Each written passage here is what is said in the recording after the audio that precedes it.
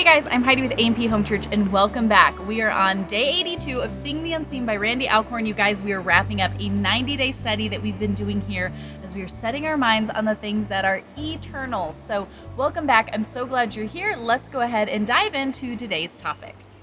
Alrighty, jumping into day 82, the topic being you only better. And I know I have many improvements to be made, so definitely a good topic. It says, on the new earth, for the first time, you'll be the whole person God created you to be. Guys, I think we all know that we are not being the best us, the best version of us that we could be.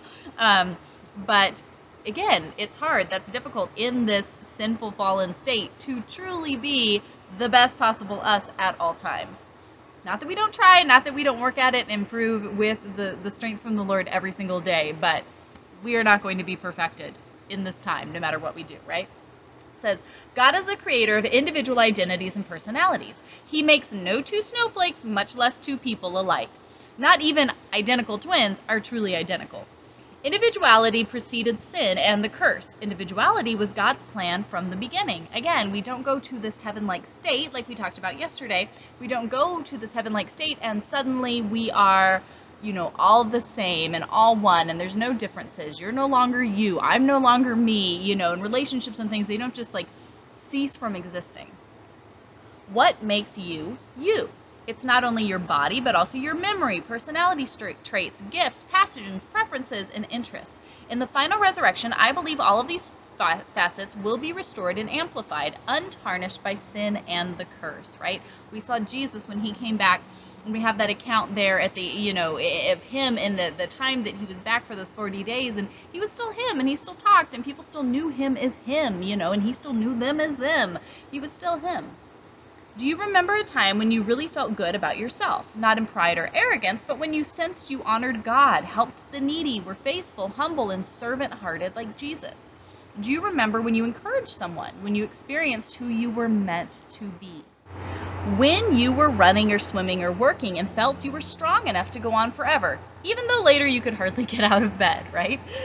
This was just a little taste of who you will be in heaven. So let's look at two scriptures here. First, we have Isaiah 26, verse 19, which says, your dead will live, their bodies will rise. You will dwell in the dust, wake up and shout for joy.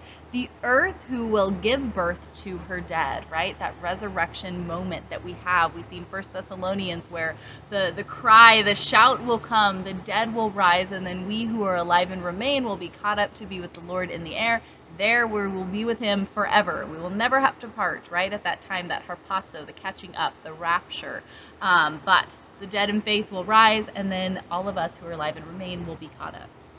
Psalm 139:14 says, I praise you, for I am fearfully and wonderfully made. Wonderful are your works. My soul knows it very well.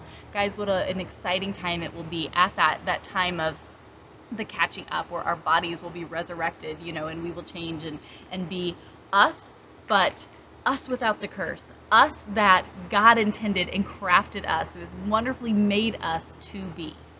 John Piper was quoted saying, not the mere immorality of the soul, but rather the resurrection of the body and the renewal of all creation is the hope of the Christian faith. Amen. Benjamin Calamy said, this earthly body is continually groveling on the ground, slow and heavy in all its motions, listless and soon tired with action. But our heavenly body shall be as free, as active, and nimble as our very thoughts are. Can you guys imagine that day? So let's talk about, will our new resurrection bodies have new abilities? So that's at epm.org/new abilities. Let's go ahead and, whoops, sorry, my table's a little off, so I'm making you guys fall all over the place.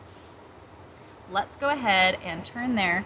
My daughter broke my sunglasses, which I have on because it's very bright outside and I can't see my screen without them, but I feel like it makes my face lopsided. Okay, so epm.org, new abilities. Will our new resurrection bodies have new abilities?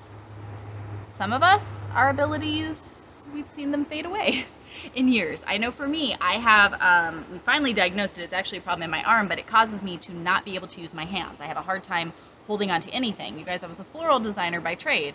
I can't physically work with flowers anymore. I can't hold bouquets and do things anymore. My hands just stop working. I really can't do a lot of things. My husband has a neck condition, so he can't do hardly anything anymore. Like, the thought of having this resurrected body where these things are no longer a problem and no longer an issue is something that is just so exciting to look forward to. So let's look at these scriptures here first. We start off with John chapter 20, verse 19. The disciples were meeting behind locked doors because they were afraid of the Jewish leaders. Suddenly, Jesus was standing there among them.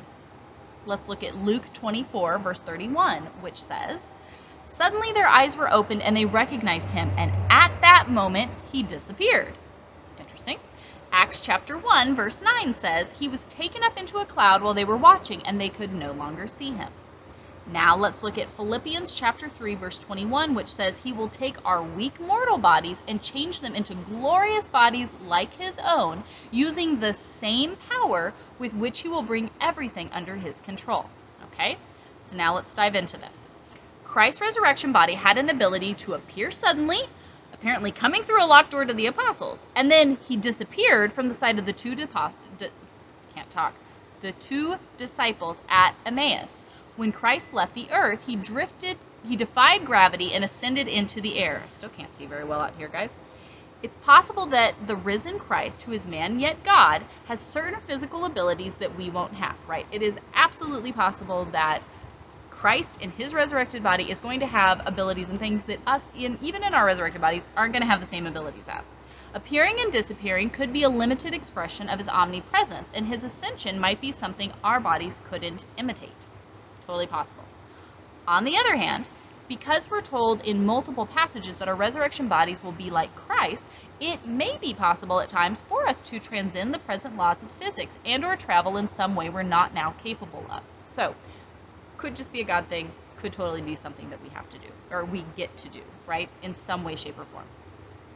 On the other hand, it's our God-given human nature to be embodied creatures existing in space and time. So it's likely that the same laws of physics that govern Adam and Eve will govern us. We can't be sure, but either way, it will be wonderful.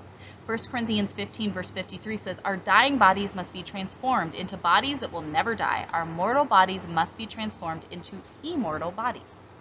Our resurrection bodies will never fail us. They'll work in perfect concert with our resurrected minds. We won't get sick, grow old, or die from either accident or natural causes, right? So we don't know. We don't know for sure, will we have the ability to fly, to just, poof, I just teleported myself, over to here. We don't know exactly what all we'll be able to do. But guys, even if we don't have the ability to fly through space or teleport to different areas or whatever the case may be, we will be in resurrected new bodies. If I had to walk by foot from one end of the earth to the other end of the earth, or whatever it was, I won't tire like I do now. I won't have the same restraints that I have in this physical time. So even if I can't just poof, I want to be in France right now, or whatever, and just teleport myself over there, our bodies are going to be rejuvenated, restored, redeemed in all of the ways. So imagine the things. It's cool to think about. Like the kids ask, will we be able to fly? Will we be able to, do this or that or whatever? We see the story with the eunuch and all of a sudden, poof, they were just here in a different space. Maybe. Oh, the bug just flew into my ear. Maybe that's what we'll get to do. And that would be really stinking cool, right? Wouldn't that be? Why are you bothering me, bug? I don't even know what that is. Sorry, guys. It's hovering at my head. I don't know what we'll be able to do. We're not completely clear. I think there are scriptural cases really on both sides that you can see some great possibilities, but knowing that there is no curse, there is no death, there is no sin, none of those things are gone. I don't care if I have to walk by foot, right? We don't even have cars or something of the like. That's okay by me because I'm going to be doing pretty good. I'm not going to have these issues that I have today and I have to worry about today. So it is an interesting topic, I think, to look at and to learn about. Come over and join us on the home church group, though, because I've posted the study questions each day, and I would love to hear your input, your thoughts, what you're thinking. Discuss these things together as a family, and then come and share with us over there. So hope you guys enjoyed this today. We'll see you tomorrow. Bye, guys.